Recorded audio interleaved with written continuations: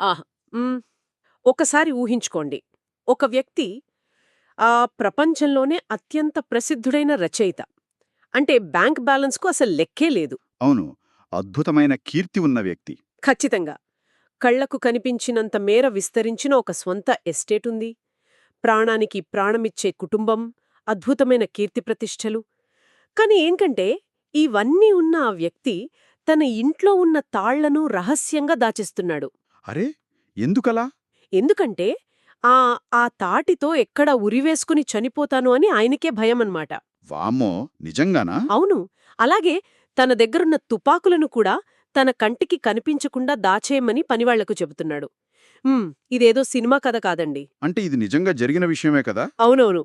సరిగ్గా 50 ఏళ్ల వయసులో రష్యన్ సాహిత్య దిగ్గజం లియో టాల్స్టాయ్ మానసిక పరిస్థితి ఇది. అంటే అన్నీ ఉన్న మనిషిలో ఇంతటి భయంకరమైన శూన్యత ఎందుకొచ్చింది? చాలా ఆసక్తికరమైన ప్రశ్నిది.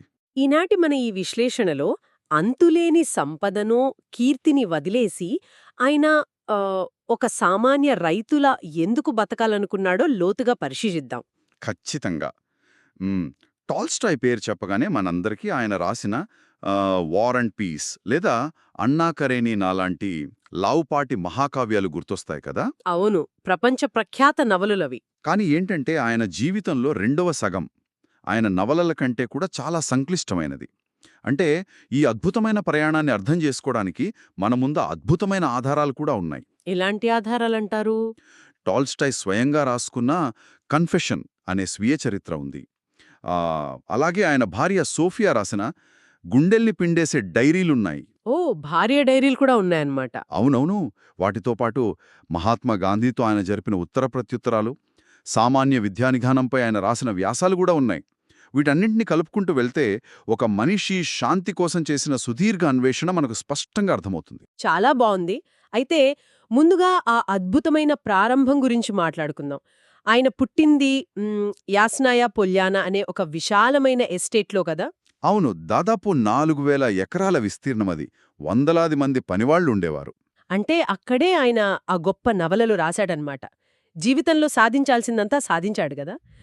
సాధారణంగా ఎవరికైనా ఇలాంటి వయసులో అంటే ఒక 50 ఏళ్ళు వచ్చేసరికి ఒక మిడ్ లైఫ్ క్రైసిస్ లాగా వస్తుంది గదా! ఖచ్చితంగా కొత్తగా ఏవైనా ఖరీదైన కార్లు కొనడమో, వ్యాపారాలు మొదలుపెట్టడమో, లేదా తీర్థయాత్రలకు వెళ్లడమో చూస్తుంటాం. కాని టాల్స్టాయ్ ఏకంగా తన జీవిత పునాదులనే విచ్ఛిన్నం చేసుకోవాలనుకున్నాడు. అన్నీ ఉండి కూడా మనిషి మనసులో అంతటి భయంకరమైన శూన్యత ఎలా వస్తుంది అంటారు? హ్మ్. ఆయన మెదడులో ఒక భయంకరమైన, కాని ప్రతి మనిషిని వెంటాడే ఒక ప్రాథమికమైన ప్రశ్న మొదలైందనమాట. ఎలాంటి ప్రశ్న అది? అంటే నేను ఎంత గొప్ప నవలలు రాసినా, ఎంత సంపాదించినా రేపు నేను చనిపోతే ఇదంతా ఏమవుతుంది అని. మరణమనేది తథ్యమైనప్పుడు, ఇప్పుడు నేను అనుభవిస్తున్న ఈ కీర్తి, డబ్బు అన్నీ అర్థరహితమే కదా అనే శూన్యత ఆయనను ఆవహించింది. నిజమే. ఆలోచిస్తే భయమేస్తుంది. అవును. తన కన్ఫెషన్ పుస్తకంలో ఆయన దీని గురించి ఒక అద్భుతమైన ఉదాహరణ చెప్తాడు.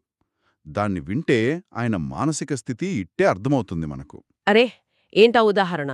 ఒక వ్యక్తి దారుణతోతు హ్మ్. ఒక అడవి మృగానికి భయపడి ఒక ఎండిపోయిన బావిలో దూకేస్తాడు. వామ్మో! బావిలోనా? ఓకే. కింద పడకుండా ఆగుతాడా మరి? సరిగ్గా అదే జరుగుతుంది. కింద పడకుండా ఒక చెట్టు కొమ్మును పట్టుకుని వేలాడుతుంటాడు. కాని కింద చూస్తే బావి అడుగున ఒక భయంకరమైన డ్రాగన్ నోరు తెరుచుకుని ఉంటుంది. అరెరే! అవును. ఇతను ఎప్పుడు కింద పడతాడా అని ఆ డ్రాగన్ ఎదురుచూస్తుంటుందన్నమాట. పోనీ ఆ పట్టుకున్న కొమ్మైనా గట్టిగా ఉందా? అక్కడే ఉంది అసలు ట్విస్ట్. ఆ కొమ్మను నలుపు, తెలుపు రంగుల్లో ఉన్న 2 ఎలుకలు నెమ్మదిగా కొరుకుతుంటాయి.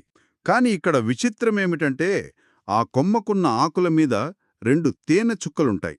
తేనె చుక్కలా? ఆ పరిస్థితుల్లోనా? అవును. పడిపోవడం ఖాయమని తెలిసినా సరే ఆ వ్యక్తి కింద ఉన్న ఆ డ్రాగన్ను మర్చిపోయి ఆ తేనె చుక్కలను నాకడానికి ప్రయత్నిస్తుంటాడు. వామ్మో! ఎంత భయంకరమైన వాస్తవికమైన పోలికండి ఇది. నాకర్థమవుతోంది. అంటే ఆ బావి అడుగున ఉన్న డ్రాగనంటే మరణం కదా? అవును, ఖచ్చితంగా మరణమే. మరి ఆ తెలుపు నలుపు ఎలుకలంటే? ఆ? పగలు రాత్రి అయ్యుంటాయి. అంటే మన ఆయుష్షు నెమ్మదిగా కరిగిపోతోనని అర్థం. ఇకపోతే ఆ తేనె చుక్కలు? అవే మన ఆస్తులు, కీర్తి ప్రతిష్టలు. అవునవును. మనం జీవితంలో సాధించామనుకునే కీర్తి, బ్యాంక్ బ్యాలెన్స్లు అన్మాట.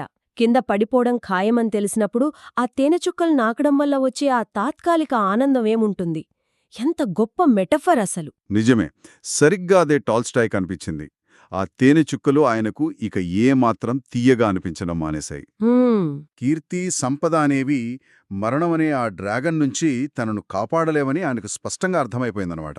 హ్మ్. ఈ శూన్యతే ఆయనను తన చుట్టూ ఉన్న ప్రపంచాన్ని కొత్త కోణంలో చూసేలా చేసింది. అంటే అప్పటివరకు ఉన్న దృక్పథం మారిపోయిందనమాట. అవును. తనలాంటి ధనవంతులు తీవ్రమైన అశాంతితో ఆ డ్రాగన్ను చూసి భయపడుతూ బతుకుతుంటే, హ్మ్. అదే తన ఎస్టేట్లో రోజంతా మట్టిలో కష్టపడి పనిచేసే సామాన్య రైతులను చూశాడాయన. హ్మ్. వాళ్ళకే ఆస్తులు లేవు, కీర్తి లేదు, కాని వాళ్లు మాత్రం ఎంతో ప్రశాంతంగా, జీవితానికి ఒక అర్థం ఉన్నట్లు బతుకుతున్నారని ఆయన గమనించాడు. ఇక్కడే ఆయన జీవితం మరో మలుపు తిరిగి ఉంటుందని నాకనిపిస్తోంది. అంటే ఆ పేద రైతుల జీవిత విధానంలో ఆయనకేదో ఒక సమాధానం దొరికిందనమాట. అవునవును, దొరికింది. కానీ చూడండి, తత్వవేత్తలు సాధారణంగా ఇలాంటి ఆలోచనలు రాగానే వాటిని అందమైన మాటల్లో పుస్తకాల్లో రాసి పక్కన పెట్టేస్తారు కదా. నిజమే, చాలామంది అలాగే చేస్తారు. మరి టాల్స్టాయ్ నిజంగానే తన ఆస్తులను వదిలేసుకున్నాడా? ఆ ఆలోచనలను ఆచరణలో పెట్టాడా? ఖచ్చితంగా ఆచరణలో పెట్టాడు. అంటే సంపద, కీర్తి ఎప్పటికీ సంతోషాన్నివ్వలేమని గ్రహించిన టాల్స్టాయ్ తన ఆస్తులను వదులుకోవాలని నిర్ణయించుకున్నాడు. నిజంగానా? అవును. ఎలా వదులుకున్నాడు? 1881 తర్వాత తాను రాసిన పుస్తకాలకు వచ్చే రాయల్టీలను, ఆదాయాన్ని వదులుకున్నాడు. ఉదాహరణకు రిజరెక్షన్ అనే ఒక నవల రాశాడాయన. దాని ద్వారా వచ్చిన దాదాపు 30,000 రూబుల్స్ను దానం చేసేశాడు. 30,000 రూబుల్స్ అంటే అప్పట్లో చాలా పెద్ద మొత్తం కదా. ఎవరికి దానం చేశాడు అంత డబ్బు? డౌకోబోర్స్ అనబడే ఒక శాంతియుత సమూహానికి ఇచ్చాడు. వాళ్ళు అహింసను నమ్ముతూ రష్యన్ ప్రభుత్వానికి వ్యతిరేకంగా ఉన్నవాళ్లు. వాళ్లు రష్యా నుండి వలస వెళ్లడానికి టాల్స్టాయ్ తన ఆదాయాన్ని ధారపోశాడు.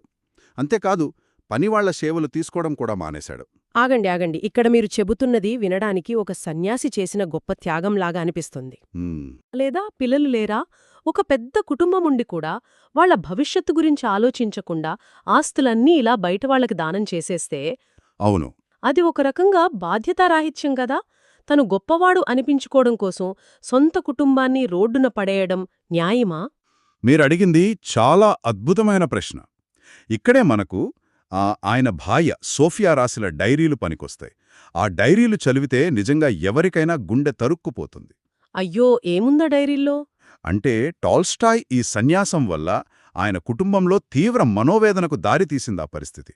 సోఫియా తన జీవితంలో ఏకంగా 19 సార్లు గర్భం దాల్చింది. వామ్మో, 19 సార్లా? అవును, 13 మంది పిల్లలను కన్నదావిడ. ఒకవైపు అంత పెద్ద ఎస్టేట్ నిర్వహణ, మరోవైపు కుటుంబ భారం. ఆమె ఒంటరిగా మోస్తోంది. ఇలాంటి పరిస్థితుల్లో ఆయన ఇలా ఆస్తులు వదులుకోవడం వారి వైవాహిక జీవితాన్ని కష్టాల పాల్చేసింది. నిజమే కదా. ఆమె జీవితమంతా ఆ గదికే, ఆ పిల్లలకే పరిమితమైపోయినట్లుంది. ఇలాంటి పరిస్థితుల్లో భర్త ఆసర ఇవ్వాల్సింది పోయి ఆస్తులు వదిలేసుకుంటానంటే ఏ భార్యకైనా పిచ్చెక్కేస్తుంది. ఖచ్చితంగా. సోఫియా సరిగ్గా ఇదే ఆవేదనను రాసుకుంది. అంటే ఆయన ప్రపంచం మొత్తం కోసం ప్రేమను బోధిస్తున్నాడు కాని నా పట్ల ఆయన మనస్సు మంచులా కఠినంగా మారిపోయింది అని ఆమె వాపోయింది. పాపం. అవును, ప్రపంచాన్ని ఉద్ధరించాలనుకున్న వ్యక్తి తన స్వంత ఇంట్లో తన భార్య పడుతున్న కష్టాన్ని, ఆమె ఆవేదనను అర్థం చేసుకోలేకపోయాడు. ఆయన ఆస్తులు వదులుకుంటానంటే పిల్లల భవిష్యత్తు కోసం ఆమె తీవ్రంగా పోరాడాల్సొచ్చింది. మహానుభావుల జీవితాల్లో ఇదొక విచిత్రమైన, బాధాకరమైన వైరుధ్యం కదా. గొప్ప సిద్ధాంతాలకు వాస్తవ జీవితానికి మధ్య ఉన్న గ్యాప్ ఇది. సరే, ఇంట్లో ఇంత గొడవ జరుగుతున్నా సరే ఆయన తన పద్ధతి మార్చుకోలేదు కదా. అసలాయన ఒక రైతులాగా చెమటోడి పనిచేయడం ఎందుకు మొదలుపెట్టాడు? అవును, అదంతా జస్ట్ ఒక సరదాగా పల్లెటూరు వేషం వేసుకున్నట్లు అనిపించవచ్చు పైకి చూస్తే. అదే కదా. కానీ దాని వెనుక ఆయన నమ్మిన ఒక బలమైన సూత్రం ఉంది. ఒక రైతులాగా చెమటోడ్చి పనిచేస్తేనే ఆత్మకు శాంతి దొరుకుతుందని ఆయన బలంగా నమ్మాడు. తాను స్వయంగా పొలాల్లో ఉడుతూ కట్టెలు కొడుతూ ఉండేవాడు. అంటే అనారోగ్యంతో ఉన్న రైతు కోసం కూడా పొలం దున్ని పెట్టేవాడు కదా. అవునవును. దీని వెనుక ఉన్న అసలు కారణమేంటంటే ఈ శారీరక శ్రమ అనేది ఆయన ఆత్మహత్య ఆలోచనల నుంచి బయటపడ్డానికి ఒక థెరపీలాగా పనిచేసింది. ఓహో, అలాగా. అవును, రోజంతా కష్టపడితే ఆ రాత్రికి ఆ శూన్యత గురించి, ఆ డ్రాగన్ గురించి ఆలోచించే ఓపిక ఉండదు కదా. ఆ శ్రమే ఆయనకు ప్రశాంతతనిచ్చింది. చాలా బావుంది. అంటే మనసును ఖాళీగా ఉంచుకుందా శారీరక శ్రమతో ఆయన తనకు తాను ఒక పరిష్కారం కనుక్కున్నాడనమాట. మరి సమాజం కోసం, ముఖ్యంగా ఆ రైతుల పిల్లల కోసం కూడా ఆయన ఏదో చేశాడని విన్నాను. అవును, అద్భుతమైన పని చేశాడు. యాస్నయా పోల్యానాలో రైతుల పిల్లల కోసం ఒక వినూత్నమైన బడిని స్థాపించాడు టాల్స్టాయ్. బడి స్థాపించాడా? ఆ బడి ప్రత్యేకత ఏంటి? అక్కడ అసలు శిక్షలు లేవు, పరీక్షలు లేవు, బలవంతపు చదువు అస్సలు లేదు. అరే, పరీక్షల్లేవా? అవును, పిల్లలు స్వేచ్ఛగా చదువుకునే వాతావరణం సృష్టించాడాయన. అప్పటి విద్యా విధానమంతా పిల్లల్ని భయపెట్టి చదివించేలా ఉండేది. దాన్ని మార్చాలని ఆయన ఉద్దేశం. అంటే పెద్దవాళ్ల భయాలను మార్చలేము కాబట్టి అసల భయం అనేది పుట్టే బాల్యం దగ్గరికే ఆయన వెళ్లాడనమాట. ఖచ్చితంగా. అంతేకాదు, వాళ్లకోసం పల్లెటూరి జానపద కథలు, సామెతలతో కూడిన అజ్బుకా అనే ఒక పాఠ్యపుస్తకాన్ని కూడా స్వయంగా రాశాడు. అజ్బుకా? ఇది వింటుంటే నేటి కాలంలో మనం మాట్లాడుకునే మాంటిసోరీ లేదా ప్రత్యామ్నాయ విద్యా విధానాలు అంటే అన్స్కూలింగ్ లాంటివి గుర్తొస్తున్నాయి. 100 ఏళ్ల క్రితమే పరీక్షలు, బట్టియం వేసే పద్ధతిని ఆయన వ్యతిరేకించడం చాలా ఆశ్చర్యంగా ఉంది కదా. నిజమే, మీరు అన్నట్లుగానే జాన్ డ్యూవీ, మరియా మాంటిసోరీ లాంటి ఆధునిక విద్యావేత్తలు టాల్స్టాయ్ విద్యావిధానం చేత చాలా తీవ్రంగా ప్రభావితమయ్యారు కూడా. అద్భుతం. అంటే తన చిన్న ఎస్టేట్లో ఆయన మొదలుపెట్టిన ఈ అహింసా, స్వేచ్ఛా భావనలు నెమ్మదిగా ఖండాలు దాటి ప్రపంచ చరిత్రనే మార్చే స్థాయికి చేరాయనమాట. అవును, దీనికి ముఖ్య కారణం ఆయన రాసిన the Kingdom of God is within you అనే పుస్తకం. ఆ పుస్తకంలో ఏముందంతగా? ఈ పుస్తకం ద్వారా ఆయన అహింసా సిద్ధాంతాన్ని బలంగా ప్రబోధించాడు. రాజ్యం, సైన్యం, వ్యవస్థాగత హింసను ఎలా ప్రేరేపిస్తున్నాయో ఎండగట్టాడు. ఈ పుస్తకమే దక్షిణాఫ్రికాలో ఉన్న యువ మహాత్మా గాంధీకి గొప్ప స్ఫూర్తినిచ్చింది. ఓ, గాంధీకాయికి టాల్స్టాయ్ పుస్తకం స్ఫూర్తినిచ్చిందా? అవునండి. హింసను ప్రేమతో మాత్రమే జయించగలం అని టాల్స్టాయ్ చెప్పిన మాటలు ఆ గాంధీగారి సత్యాగ్రహం సిద్ధాంతానికి పునాది వేశాయి. వామో, ఎంత గొప్ప చారిత్రక అనుసంధానమిది. అంతేకాదు, గాంధీగారు ఏకంగా తన ఆశ్రమానికే టాల్స్టాయ్ ఫామ్ అని పేరు పెట్టుకున్నారు. అవును కదా, వినడానికి చాలా గర్వంగా ఉంది. కానీ ఇదంతా ఒకెత్తైతే జీవిత చరమాంకంలో టాల్స్టాయ్ జీవితం చాలా దుర్భరంగా మారిందని విన్నాను. అసలు ఆఖరి రోజుల్లో ఏం జరిగింది? అది చాలా విషాదకరమైన విషయం. ప్రపంచానికి శాంతిని బోధించిన ఆయనకు తన ఇంట్లో మాత్రం ప్రశాంతత కరువైంది. ఆయనకు 82 ఏళ్ల వయసు వచ్చాక ఫియాకు మధ్య ఆస్తి మరియు ఆయన రచనల హక్కుల కోసం పెద్ద వివాదాలు మొదలయ్యాయి. ఆయన ఎప్పుడూ ఒంటరితనాన్ని కోరుకున్నాడు. కాని ఎవ్వరూ ఆయనను ప్రశాంతంగా బతకనివ్వలేదు. అంటే జీవితాంతం వెతికిన శాంతి చివరకు తన సొంత ఇంట్లోనే లేకుండా పోయిందనమాట. ఆ తర్వాతేమైంది? ఆ గొడవలు భరించలేక 82 ఏళ్ల వయసులో ఒక రాత్రి ఇంట్లోంచి రహస్యంగా పారిపోయాడు టాల్స్టాయ్. కేవలం ప్రశాంతత కోరుకుని ఒక సామాన్యుడిలా ఎక్కడికో వెళ్ళిపోవాలనుకున్నాడు. అయ్యో, 82 ఏళ్ల వయసులోనా? అవును. కాని ఆయనంత సులభంగా తప్పించుకోలేకపోయాడు. ఆయన పారిపోయిన విషయం తెలియగానే మీడియా, కెమెరాలు, జర్నలిస్టులు ఆయన్ను వెంబడించారు. చివరికి అస్టాపోవో అనే ఒక చిన్న రైల్వే స్టేషన్లో అనారోగ్యంతో కుప్పకూలిపోయాడు. అరెరే! ఆ చిన్న రైల్వే స్టేషన్ మాస్టర్ ఇంట్లోనే ప్రపంచ నలుమూలల నుంచి వచ్చిన మీడియా కెమెరాల మధ్య తనకేమాత్రం ఇష్టం లేకపోయినా ఆ రద్దీ మధ్యనే ఆయన తుదిశ్వాస విడిచాడు. ప్రపంచానికే అహింసను, ప్రేమను బోధించిన మహానుభావుడు చనిపోయే ముందు తన స్వంత ఇంట్లో ప్రశాంతత దొరక్క వయస్సు పైబడిన కాలంలో పారిపోవాల్సి రావటం నిజంగా ఒక రకమైన విషాదమనిపిస్తుంది. ఖచ్చితంగా. ఈ అద్భుతమైన వైరుధ్యాలతో కూడిన జీవిత ప్రయాణం మనందరికీ ఒక లోతైన సందేశాన్ని మిగుల్చుతుంది. ఈ మొత్తం ప్రయాణం నుంచి మనం నేర్చుకోవాల్సిన పాఠమేంటంటారు? అంతులేని సంపద, పేరు, ప్రఖ్యాతులు అన్నీ చూసిన టాల్స్టాయ్ జీవితం మనకు నేర్పే ముగింపు పాఠం ఒక్కటే. అదేంటంటే ప్రశాంతమైన హృదయమే సాధించగల అతిపెద్ద విజయం. అద్భుతమైన మాట. ప్రశాంతమైన హృదయమే అతిపెద్ద విజయం. అవును. భౌతిక ఆస్తులు ఎంత ఉన్నా అవి ఎన్నటికీ అంతఃకరణ శాంతికి సాటిరావు. అనగా సింపుల్గా చెప్పాలంటే డబ్బు అంతర్గత శాంతికి ప్రత్యామ్నాయం కాలేదు. నిజమే. ఆధునిక సమాజంలో ఉరుకులు పరుగుల జీవితం గడుపుతున్న మనందరికీ ఇదొక పెద్ద పాఠం. మనం నిరంతరం ఏదో ఒక బాహ్య విజయం కోసం ఒక పెద్ద ఇల్లు కొనుక్కోవాలనో, హోదా కోసమో ఆరాటపడుతుంటాం కదా. అవునవును, ఎప్పుడూ పరుగే. కానీ ఒక్క క్షణం ఆగి ఆలోచించుకోవాలి.